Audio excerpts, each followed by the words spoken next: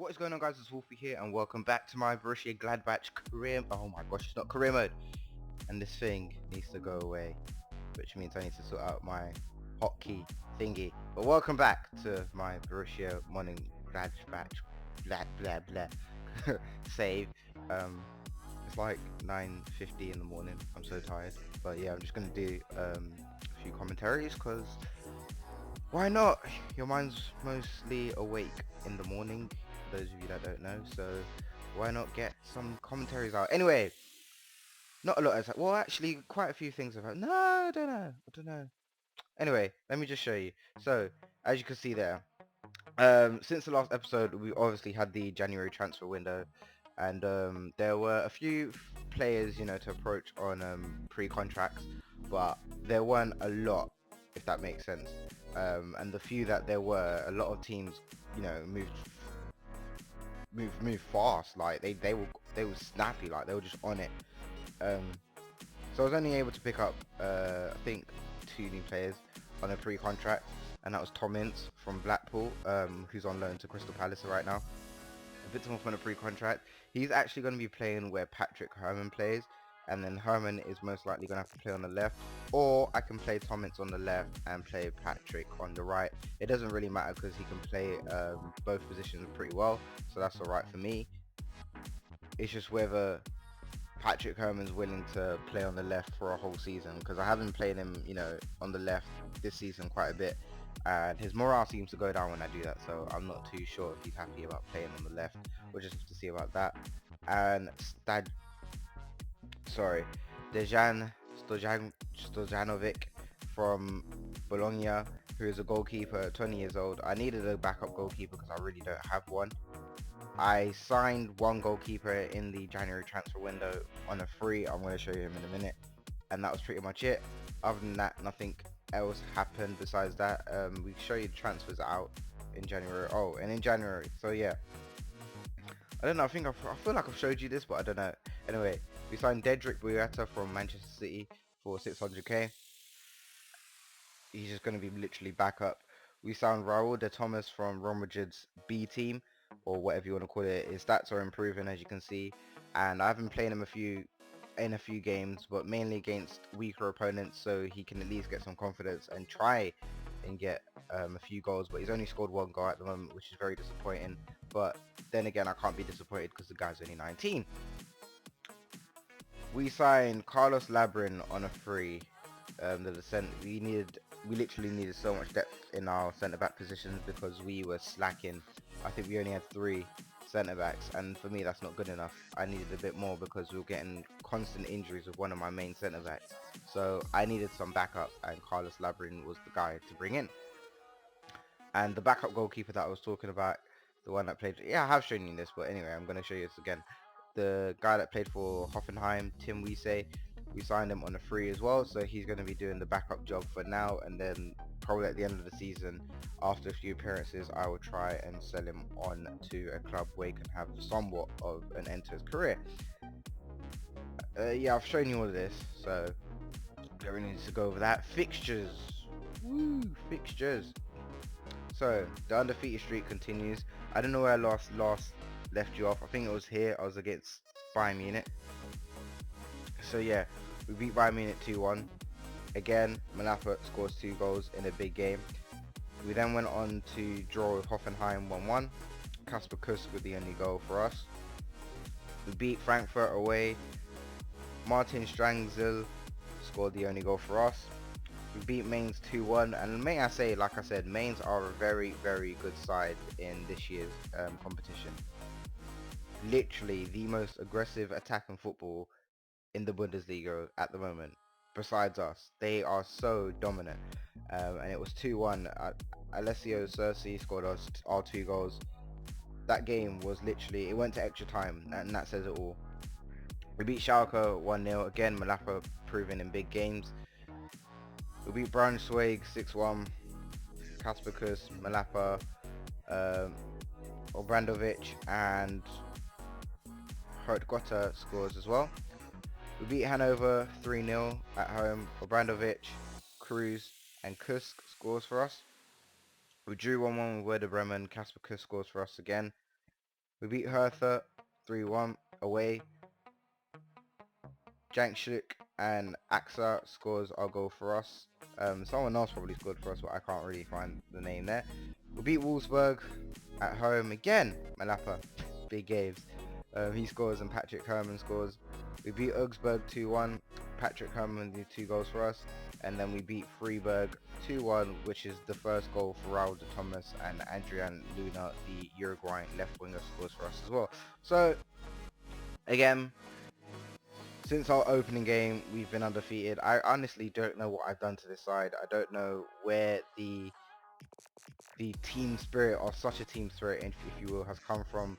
But we're pretty much at the end of the end of the season. Only 5 games left of the season. If you include the cup, we've got 6, and if you include the final, then we've got 7. But yeah, the season's pretty much to an end now. And for me, we've won the league. We've won the league. We're on 74 points, and Dortmund are on 58. Bayern Munich have crept up at the pointless time of the season, if you will, and they're on 56, and they were under Mainz. So, like I said, Bayern are having a poor season. But now, when it really doesn't matter, well, it does matter, because now they can qualify for Champions League, which I thought they weren't going to be in next season. But they're literally catching up to Dortmund, and they're on the same goal difference as well. So, you know, if Dortmund lose their next game and Bayern win their next game, then it all changes, doesn't it? Not for me as much, but for second and third position, and fourth, in fact. No, just second and third. Table is literally up in the air. But for first, we've won the league. I didn't think I'd win the league in the first season. I didn't think I'd even get to top of the table in the first season. I thought I was going to finish around 6th, maybe 7th, where we were predicted. But the team spirit is just absolutely incredible. So I'm really happy with the squad. I'm really happy with the squad. Take a look at stats. I don't know. I don't want to live comment this game. I'm going to live comment in the next episode. Yeah, Robert Lewandowski has the most goals of the season with 22 goals. Adrian Ramos from Hertha has got 20 goals.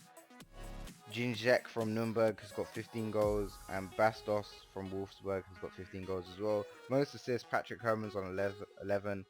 Jacko Blazikowski from Dortmund is on 11 as well. How does that work though? If he's got so many assists, or fair enough, they got 30 goal difference. But Robin's got 10 assists, and Alessio Cerci has got 10 goals. So at least we've got 2 players in the assists, you know, trying to get contenders for the most assists of the league. But yeah, this, you can see where I'm pointing to. This is going to change this season. The 2 clubs that have been dominating for the last 4 years, it's changing. Mönchengladbach is coming up, and we have taken over. I don't know if it was a one-off season. I really don't know if it was a one-off season. But what I'm trying to do within the next season is not mess with the squad. No one, as far as I'm concerned now, no one... Okay, put it this way. The only players I'm looking to sell, I'm looking to loan out Adrian Luna. Because I know he is actually good friends with Alessio Cerci. I'm looking to loan out Luna, so at least Cerci has some... Well, actually, Cerci's leaving. It's a shame. Let me just show you the transfer contract, whatever you want to call it. Where does it say? Where does it say? What does it say? Where does it say? Where does it... Okay, so yeah, look. It says monthly fee 65k, agreed price of 5.75 million. Now, I've activated that 5.75 million, and because of his amazing season, Torino said no. They said no. Every time I bid for him, they just keep rejecting it, and they say no. And it's actually made his morale go down, because he wants to stay at the club. But Torino are just constantly saying no.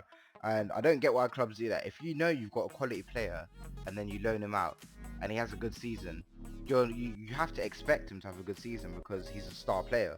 He's a star player at Torino, and they loaned him out, so of course he's going to have a good season at Mönchengladbach. Why wouldn't he? So the fact now that they're trying to say, oh, you know, well, he's had a good season, so bring him back here, it's just annoying. It really is annoying. So I don't know.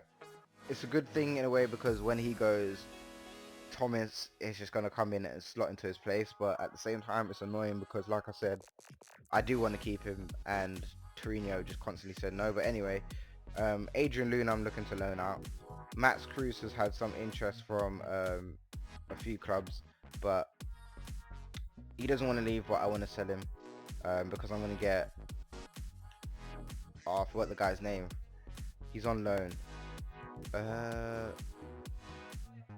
Luke de Jong. I'm looking to get Luke de Jong back from loan from Newcastle. They did try to bid for him in January, but I said no. I think they asked for 4 million for him, and I said no. So I'm looking to bring him back. Obradovic, I'm not selling. Despite his recommendation from my scout and his potential, I'm not selling him because he's actually had an amazing season. If I could take you through his history quickly here. So for a left back, in fact, the guy's got 6 goals and 7 assists. So that says a lot for me anyway, in that position. With 26 appearances. And then we've got Klassen here, who I'm looking to loan out. But I don't know. I'm looking to try and push the youngsters in the squad. Not these kind of youngsters because these are quite young, but just youngsters in general. I'm looking to push them into the squad because that's what Gladbach do. They kind of like push their reserves and their youngsters into the first team. So yeah, that's how this save has gone basically. And I will be like in the next game against Dortmund. Sorry if I sound really like blunt and tired. I am tired. It's 10 a.m. I never wake up at 10 a.m. Never. But anyway, yeah. So I don't know, because you've got 2 games against Dortmund here, and they're both away.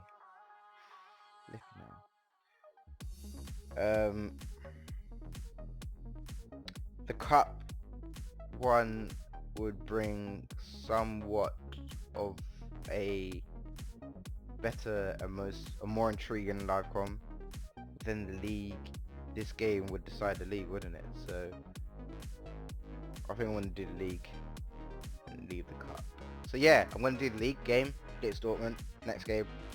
Be sure to leave a like if you enjoyed the episode, and I'll see you next time. Peace.